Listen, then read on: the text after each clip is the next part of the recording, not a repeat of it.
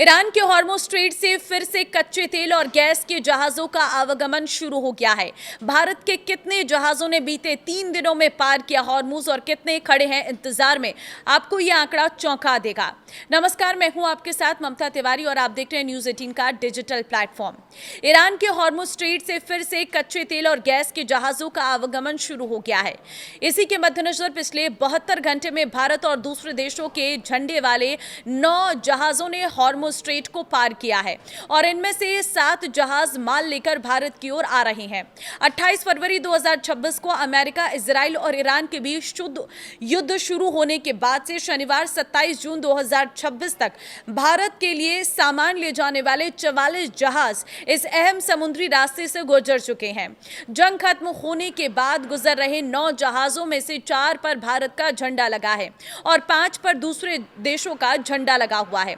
आपको बता दें कि फारस की खाड़ी में भारत से जुड़े 15 और जहाज सुरक्षित रास्ते का इंतजार कर रहे, जिनमें भारत के झंडे वाले 10 जहाज शामिल हैं।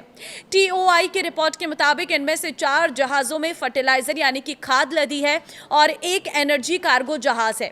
जानकारी के मुताबिक भारत के झंडे वाला बल्क कैरियर एपीजे प्रीति 2, जिसमें 65,000 टन फर्टिलाइजर लदा था, वो शनिवार को हॉर्मुज़ पार कर गया है।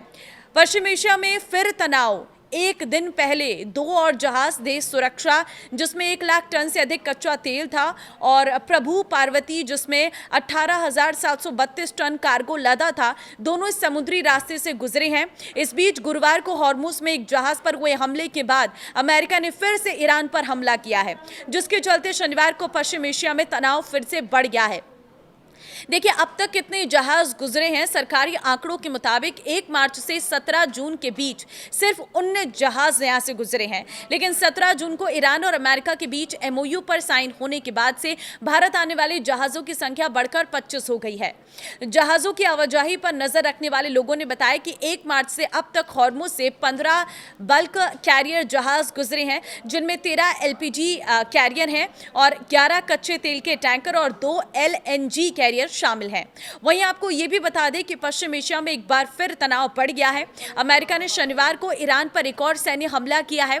यह कार्रवाई स्ट्रेट ऑफ हॉर्मुज़ के पास पनामा के झंडे वाले एक तेल टैंकर पर हुए हमले के बाद की गई है। अमेरिका का कहना है कि ईरान ने युद्ध विराम समझौते का उल्लंघन किया, जबकि राष्ट्रपति डोनाल्ड ट्रंप ने चेतावनी दी है कि अगर ईरान नहीं माना तो उसका अस्तित्व खत्म हो सकता है। यानी कि फिर एक बार दोनों देश युद्ध के मोर्चे पर खड़े हो चुके हैं, जिससे फिर एक बार जहाजों की आवाजाही रुक सकती है। फिर एक बार स्ट्रेट ऑफ हॉर्मुज़ को पूरी तरह से बंद किया गया है। अभी वहां से कोई जहाज नहीं निकल पा रहा है। अभी जो 15 जहाज हैं वो वेटिंग एरिया में रुके हुए हैं, जिसमें से भारत के 10 जहाज शामिल हैं। अब ये कब तक इसको क्रॉस कर पाएंगे ये देखना होगा, लेकिन जहां स्थितियां एक दिन सामान्य होती है तो दूसरे दिन फिर एक बार कुछ ना कुछ ऐसा बयान सामने आता है दोनों देशों की तरफ से कि ये युद्ध फिर एक बार भड़क उठता है। इस बार फिर वही देखने को मिल रहा है, लेकिन अब सभी को इंतजार है युद्ध विराम का।